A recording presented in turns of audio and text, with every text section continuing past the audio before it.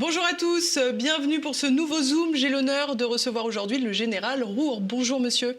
Bonjour madame, merci de m'accueillir. C'est un plaisir. Alors vous êtes officier général issu des troupes de marine, Saint-Cyrien, breveté de l'école supérieure de guerre et docteur d'État en sciences politiques. Vous avez publié de très nombreux ouvrages dont le dernier, Dieu n'a pas béni l'Amérique. C'est aux éditions Sigest et bien sûr c'est disponible sur la boutique de TVL sur tvl.fr. Il y a également un sous-titre que je vais lire, Les mauvaises manières d'un empire en perdition. Alors on ne va pas se le cacher, général, c'est un livre à charge contre les États-Unis. Si on vous suit, les États-Unis ont une lourde responsabilité dans le déclin de l'Occident. Et peut-être que pour commencer, pour les téléspectateurs, nous allons préciser ce terme d'Occident. Qu'entendez-vous par ce terme qui est tellement galvaudé aujourd'hui? Alors comme vous le dites, c'est un terme qui est galvaudé. Il est galvaudé du fait de l'hégémonisme états-unien. Je parle des États-Unis, donc les qualificatifs, les adjectifs doivent être dérivés de ce mot. Bon, on peut parler d'américain parce que c'est plus simple. Je dis qu'ils sont à l'origine de ce déclin. Pour moi, l'Occident, c'est la richesse de l'homme, c'est l'élévation de l'être humain. C'est ce qui s'est passé depuis des décennies, voire des siècles. La civilisation occidentale a apporté un supplément à l'humanité, à tel point qu'elle a été diffusée dans le monde entier. Mais les pays, un certain nombre de pays qui participaient à des civilisations autres, en Asie ou en Afrique, ont pris de cet Occident ce qui les intéressait et ce qui était effectivement exportable, je dire. Mais aujourd'hui, on a affaire à une évolution très négative de cette civilisation. L'homme n'est plus la finalité de ce qui se conçoit de l'autre côté de l'Atlantique. Il y a une vocation des États-Unis à dominer la planète avec un certain nombre de dérives, et ces dérives, on en parlera peut-être, font que il n'y a plus véritablement de civilisation occidentale, ou en tout cas que ce qui était la civilisation occidentale est aujourd'hui en déclin. Alors justement, couramment est utilisé le terme Occident pour rapprocher les États-Unis de l'Europe, et vous dites que finalement c'est un rapprochement usurpé puisque nous ne partageons pas les mêmes valeurs. Vous parlez d'un abaissement moral et intellectuel qui a lieu aux États-Unis, et vous rajoutez que c'est aussi le lieu de la promotion de la laideur. Vous y allez un peu fort quand même, général. Non, bon, il faut suivre le développement du constat que je fais, la cohérence de la démonstration, mais la promotion de la laideur, ça fait partie de ces outils qui permettent à cet hégémonisme de s'appliquer un peu partout, parce qu'il est plus facile de s'adresser au cerveau limbique ou au bas-ventre que de s'adresser à l'intelligence. Et si vous vous adressiez à l'intelligence, alors à ce moment-là, vous seriez pleinement dans la civilisation, ce qui n'est effectivement pas le cas. Alors, bon, il y a des réactions, évidemment, parce que quand vous promouvez la juxtaposition de communautés, inévitablement, vous amenez ces communautés à se comparer et à se mettre dans une échelle hiérarchique. Et aux États-Unis, c'est ça. Ce qui fait la différence avec la France. La France, c'est une nation. C'est-à-dire que les différences, il y en a entre, je ne sais pas, un Basque, un Flamand, un nouveau Néo-Calédonien, un Guyanais ou un Niçois, il y a des différences, c'est évident. Mais toutes ces différences sont transcendées dans l'idée de nation. Ce qui n'est pas le cas aux États-Unis. Je me demande d'ailleurs si les États-Unis sont véritablement une nation. Il y a des juxtapositions de communautés, on peut en parler, et ces communautés sont hiérarchisées. Elles sont hiérarchisées à partir d'une classe dirigeante, dont on peut parler si vous voulez, qui remonte à l'origine de ce pays. Bon. Alors, ce qui est fabuleux... Général, c'est que vous évoquez donc cette hégémonie américaine et finalement vous dites que la grande catastrophe de ces dernières décennies, c'est sans doute la chute de l'URSS. Oui, pourquoi? Parce que jusqu'en 1989-91, c'est-à-dire l'effondrement du mur de Berlin, puis l'effondrement de l'URSS, cet hégémonisme des États-Unis était confronté à une concurrence. Et cette concurrence atténuait cette volonté des États-Unis de dominer le monde. Il parlait de liberté, et évidemment, la liberté, tout le monde est pour. Et de l'autre côté, on avait une idéologie totalitaire. Mais à partir du moment où cette idéologie totalitaire s'est effondrée, que l'URSS a éclaté, donnant la Russie, l'Ukraine et puis les pays anciennement de l'Est, indépendants, l'hégémonisme des États-Unis n'a plus eu de limite. Et il a pu s'exprimer avec toutes ses dérives. Et aujourd'hui, à mon sens, on a une inversion. On a une idéologie totalitaire du côté de Washington et une aspiration à la liberté dans des pays qui autrefois, à la liberté individuelle, j'entends, dans des pays qui autrefois étaient sous un joug totalitaire. Et avez-vous le sentiment que la montée en puissance des BRICS, dont on parle de plus en plus, avec la Chine, la Russie, l'Inde aussi, bien sûr, qui cumule près de 3 milliards d'habitants de la planète, c'est-à-dire beaucoup plus que les États-Unis, est-ce que vous avez l'impression que ces BRICS vont pouvoir venir entraver cette tentation hégémonique américaine? Alors, oui, c'est les BRICS. N'est-ce pas déjà le cas d'ailleurs? Les BRICS et l'OCS représentent à peu près 75% de la population mondiale. L'Organisation de coopération de Shanghai. Pour les Exactement, pardon. C'est énorme. Et puis vous avez une puissance formidable avec la Chine, qui détient un certain nombre de capacités. Je parle de capacités militaires, d'accord, mais les capacités technologiques, les capacités scientifiques, et qui concurrencent très directement ce qui se passe dans ce que nous appelons encore l'Occident. Hein. Et donc, ces pays-là attirent de plus en plus. Pourquoi ? Tout simplement parce qu'ils semblent respecter les nations, les États, ce qui n'est pas le cas du côté de l'hégémonisme états-unien. Donc, oui, les BRICS sont appelés à se développer. Vous savez, quand on voit que des pays aussi différents que l'Iran et l'Arabie saoudite sont intéressés par ces associations, que des pays d'Amérique latine, vous vous rendez compte, l'Amérique latine, qui était subordonnée aux États-Unis depuis le 19e siècle, se rallie ou se rapproche des BRICS, c'est quand même le signe d'une volonté d'échapper à cette mainmise des États-Unis.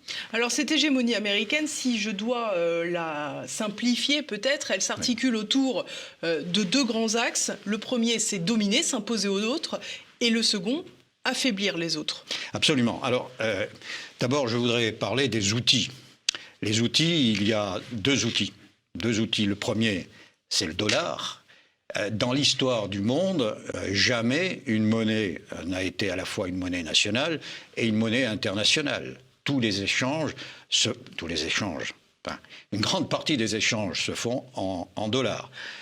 Les BRICS, précisément, ont mis au point le SPSF, qui est un concurrent du système SWIFT. Absolument. Ce qui fait que... duquel a été privée la Russie d'ailleurs par les sanctions occidentales. Voilà. Une partie des échanges mondiaux échappe à la surveillance des États-Unis. Donc il y a le dollar qui est depuis Bretton Woods une arme pour les États-Unis à partir du moment où le dollar a été disjoint de l'or. Ça, c'est la première arme. Et la deuxième est très liée à la première, c'est l'armée. C'est une armée pléthorique qui ne correspond pas à une menace véritable. Avec des dépenses pour l'armée, d'ailleurs, démesurées par rapport aux autres pays. C'est nous, en partie, qui payons l'armée américaine, avec 1 400 000 hommes, et puis 800 bases dans le monde. Je crois que les empires français et britanniques, au moment de leur splendeur, n'ont jamais eu autant de bases dans le monde. Alors c'est un outil de domination, évidemment. Et puis, alors, l'application de ces outils, c'est ce que j'appelle dans le livre le charcutage. Il y a deux façons de charcuter, pour les États-Unis, bien évidemment.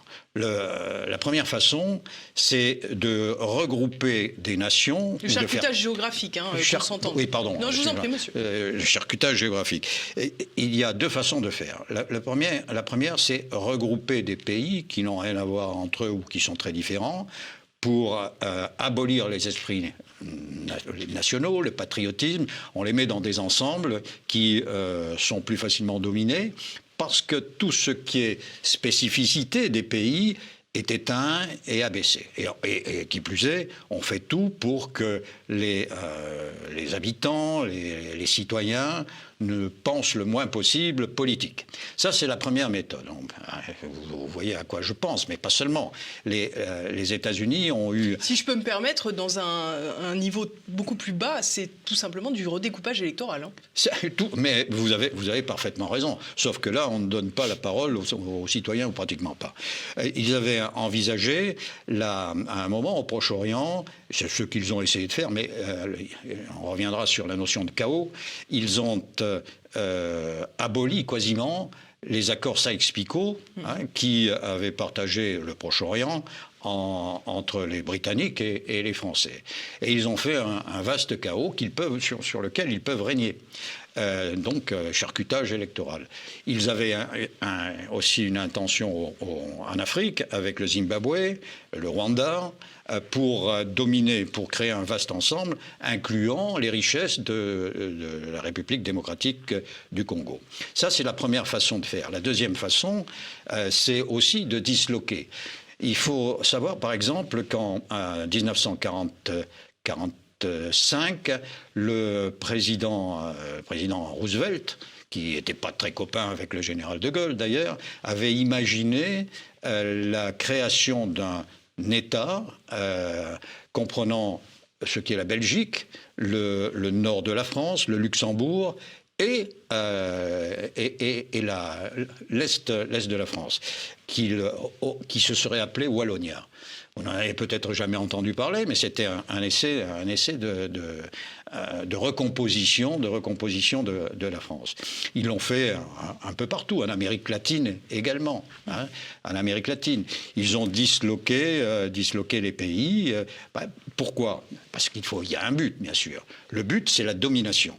Et quand vous éteignez l'esprit national, l'esprit patriotique, l'esprit citoyen, dans des ensembles qui ne correspondent plus à des peuples, évidemment, vous pouvez plus facilement imposer votre loi.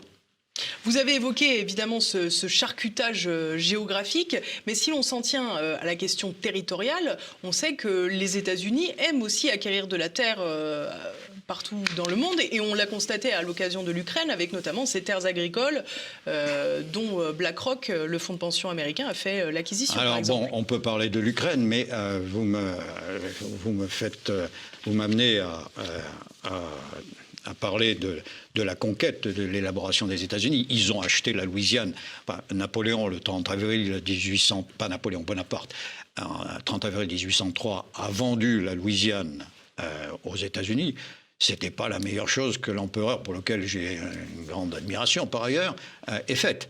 Le tsar Alexandre II a fait la même chose une cinquantaine d'années plus tard, en 1867 de mémoire, avec l'Alaska. L'Alaska qui est l'État le plus étendu des États-Unis.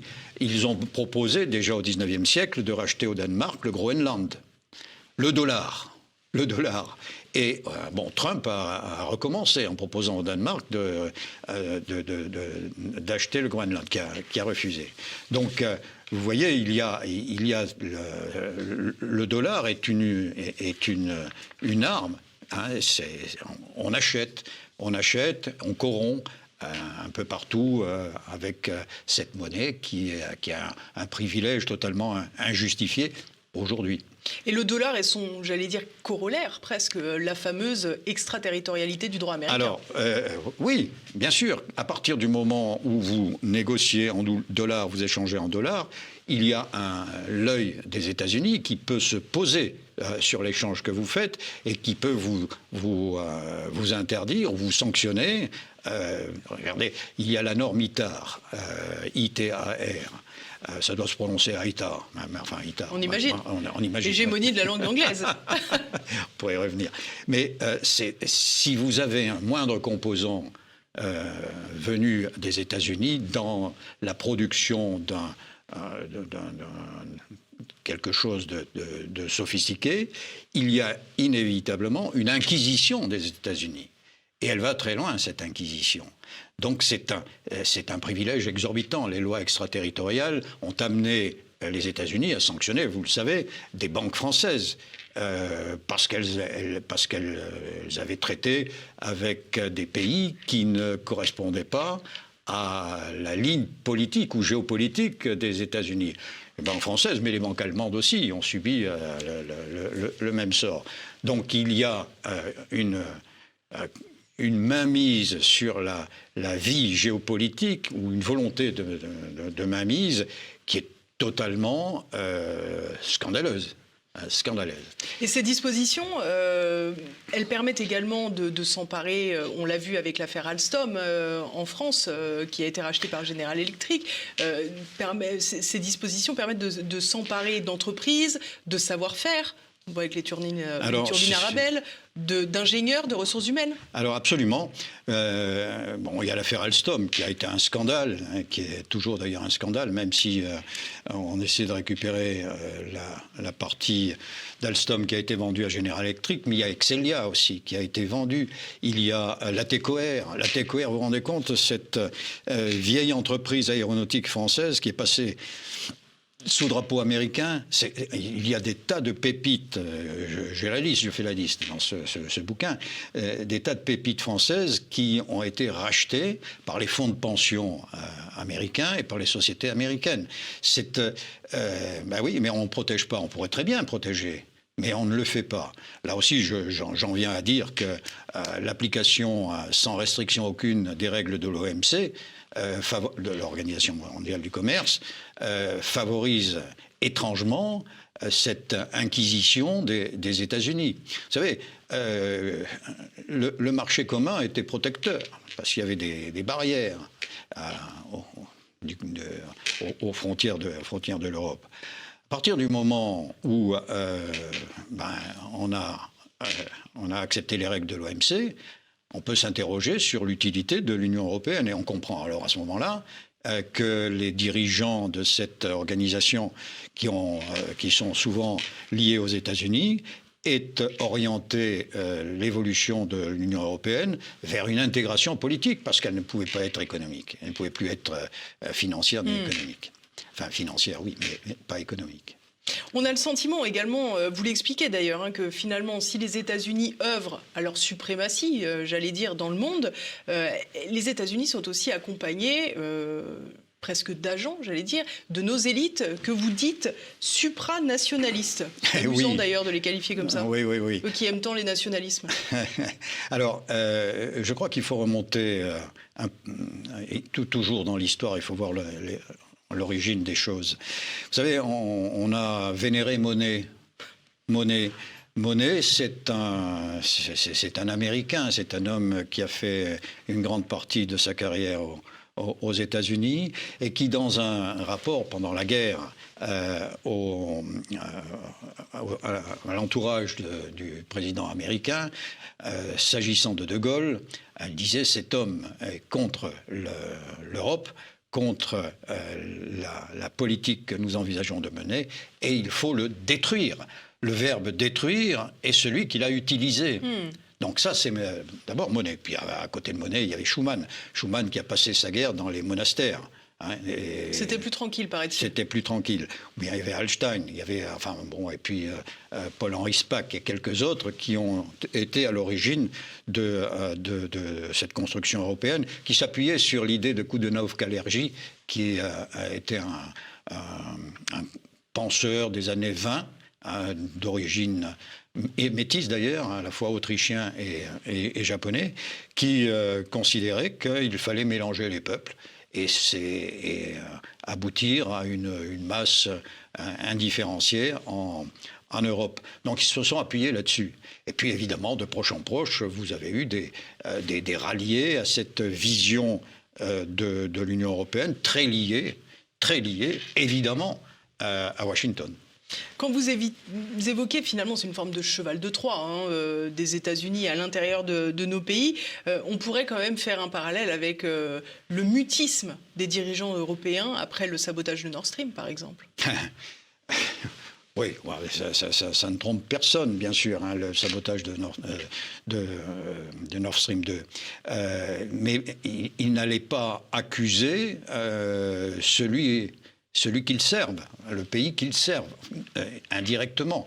Il ne pouvait pas l'accuser. L'Allemagne, regardez, qui a été la principale victime de ce sabotage, n'a rien dit, même si elle sait très bien qui est à l'origine de ce sabotage.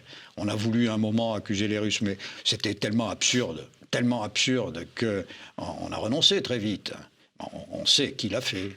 Maintenant, personne ne le dira. Nos alliés. Oui. Alors, vous avez évoqué ces acteurs, ces agents d'influence qui œuvrent pour les intérêts américains, mais vous évoquez également longuement dans votre ouvrage toutes ces officines, ces organisations plus ou moins connues. Alors, on pense bien sûr à la CIA qui agit, j'allais dire, en toute transparence, si je puis dire. On sait au moins qu'ils sont pour les intérêts des États-Unis, mais vous évoquez aussi l'Open Society, le Forum de Davos, Bilderberg, la Trilatérale, le groupe Dolder, dont on a très peu entendu parler, mais qui a été très influent ces dernières années avec l'industrie pharmaceutique. Mais comment tout cela se met en musique, oserais-je dire ? Alors, il y a des penseurs, il y a des concepteurs, hein, évidemment, je les évoque. Et ces organismes, Klaus Schwab, qui a été un des animateurs de Bilderberg et qui a organisé le forum de Davos, bien sûr, ça n'est un. Mais il y a, vous y faisiez allusion, George Soros et son fils, surtout Alexander. Vous avez aussi des gens qui ont pensé l'action américaine. Le programme pour je traduis un programme pour un nouveau siècle américain, c'est quand même des gens comme il y a Dick Cheney, il y a Kissinger, bien évidemment, il y a Brzezinski, Victoria Nuland, qui sont à l'origine de cette réflexion. Et il y a dans cette réflexion, et dans un ouvrage il y a Paul Wolfowitz aussi, et dans l'ouvrage le Grand Échiquier, et le vrai choix qui a succédé, qui a précisé le Grand Échiquier, vous avez évidemment la volonté hégémonique des États-Unis affichée. Le monde doit être soumis à l'American Way of Life. Et les gens qui ont conçu tout cela sont évidemment tous en symbiose. Vous savez, la trilatérale, c'est David Rockefeller aussi, et Kissinger. C'est des gens qui se connaissent et qui n'ont qu'un objectif, la domination des États-Unis. Alors justement, Général, ça c'est très intéressant parce qu'on parle depuis tout à l'heure de la domination des États-Unis, de cette volonté hégémonique de personnalités très influentes américaines qui plaident pour cette domination américaine. Mais alors, vous décrivez aussi dans votre ouvrage finalement une déliquescence américaine du peuple américain avec un appauvrissement général, une situation sociale et sanitaire catastrophique, une armée qui s'affaiblit pour les mêmes raisons. Finalement, toutes ces personnalités influentes, on ne peut pas dire qu'elles font le bien des États-Unis non plus. Non, elles ne font pas le bien parce qu'elles appartiennent à cette caste dirigeante et comme nous disions au début de notre entretien, il y a une juxtaposition de communautés, des communautés qui sont marginalisées, qui sont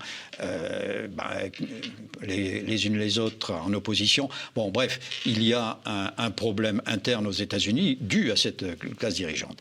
Alors, effectivement, et c'était aussi dans ma réflexion, dans mon analyse, un constat que j'ai fait. Ce pays est en déliquescence. On ne le voit pas. Mais on ne le voit pas encore parce qu'il y a un effet de puissance, un effet d'entraînement. Mais regardez, la société est malade. D'abord, il y a ce partage entre communautés. Il y a la drogue.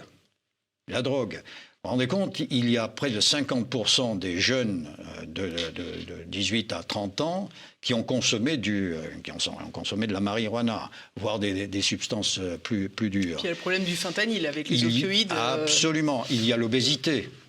on n'y pense pas, mais l'obésité, ça provoque des maladies. Et par exemple, pour l'armée, la classe d'âge de 18 à 25 ans, c'est-à-dire la classe d'âge utile, eh bien, il n'y a que 20% de ces jeunes qui répondent aux normes, aux conditions de l'engagement. Et tous ne sont pas volontaires à l'engagement. Donc il y a un déficit de candidature. Il y a la violence de cette société. Vous vous rendez compte, en 2023, 500 attaques, 500 massacres. On parle de quelques-uns, mais 500, ça en fait plus d'un par jour. Presque deux, oui. Plus d'un par jour, avec des morts. Il y a évidemment la présence des armes. Il y a le problème de l'éducation. On parle de notre éducation nationale qui est sinistrée, mais celle des États-Unis est également sinistrée. Et beaucoup de nos jeunes admirent ou se réfèrent aux universités américaines, mais elles sont elles aussi gangrénées et elles ne produisent plus cette élite qui serait nécessaire. Mais alors la question qu'on se pose en vous lisant, Général, c'est que finalement cet effondrement de l'Empire américain, est-ce que c'est une bonne ou une mauvaise nouvelle? Parce que on a l'impression que c'est l'Empire du mal, si on vous lit, qui est en train de s'effondrer, dont on devrait se féliciter. Pour autant, vous dites, le déclin des États-Unis entraînera indubitablement le nôtre. Alors que faire? Alors, oui, parce que nous sommes tellement liés aux États-Unis que leur déclin sera aussi le nôtre. Alors, je parle de la France parce que, vous voyez, c'est la France qui m'intéresse. Oui, il faut bien que ça intéresse quelqu'un. Bon, j'ai l'impression que ça n'intéresse plus grand monde. J'espère ne pas être le seul, je ne crois pas. Non, il y a beaucoup de nos concitoyens qui s'intéressent à leur pays. Non, je dis que nous risquons beaucoup avec l'effondrement des États-Unis, ne serait-ce que de la monnaie. La monnaie est contestée, on en parlait. Les échanges avec le SPCSF se font maintenant en monnaie nationale, en yuan, en rial, en rouble, en tout ce que vous voulez. Et donc, à un moment ou à un autre, la bulle du dollar va s'effondrer. Vous vous rendez compte, 13 000 milliards de déficit. Si on ajoute les problèmes des États, des ménages, on arrive à plus de 120 000 milliards de dollars de dette. C'est énorme. Et un jour ou l'autre, il y aura. C'est sûr qu'il faut cultiver l'hégémonie du dollar, là. Voilà. Donc cet effondrement sera aussi le nôtre, parce que l'euro, c'est une monnaie asservie aussi. Donc c'est pas notre monnaie. Elle ne correspond pas à notre économie. Une monnaie, c'est le reflet d'une économie. Ça reflète peut-être l'économie allemande, mais sûrement pas l'économie française. Donc nous serons entraînés inévitablement dans une crise qui sera majeure et il faut s'y préparer. C'est ce que je propose. Je dis il faut progressivement reprendre notre souveraineté pour les raisons d'évidence, parce que là on est mal parti avec un pays qui nous dicte, qui nous impose son déclin. Il faut que nous retrouvions nos éléments de souveraineté et que nous nous rapprochions de pays qui défendent eux aussi leur souveraineté. J'ai écrit un bouquin précédemment, Le patriotisme français est un humanisme. Vous savez, les patriotes, quels qu'ils soient, respectent les autres patriotismes. Mais là, on efface notre patriotisme. On veut effacer notre patriotisme, en tout cas. Et c'est extrêmement dangereux pour l'existence même de notre pays. Je vous remercie beaucoup, Général. Je rappelle aux auditeurs qu'ils peuvent d'ores et déjà faire l'acquisition de cet ouvrage « Dieu n'a pas béni l'Amérique, les mauvaises manières d'un empire en perdition ». C'est aux éditions Sigest et c'est disponible sur la boutique de TVL sur tvl.fr. J'espère que ce Zoom vous aura plu. Et puis bien sûr, n'oubliez pas, laissez vos commentaires juste en dessous, partagez aussi cette édition. Et puis on se donne rendez-vous pour le prochain. Au revoir.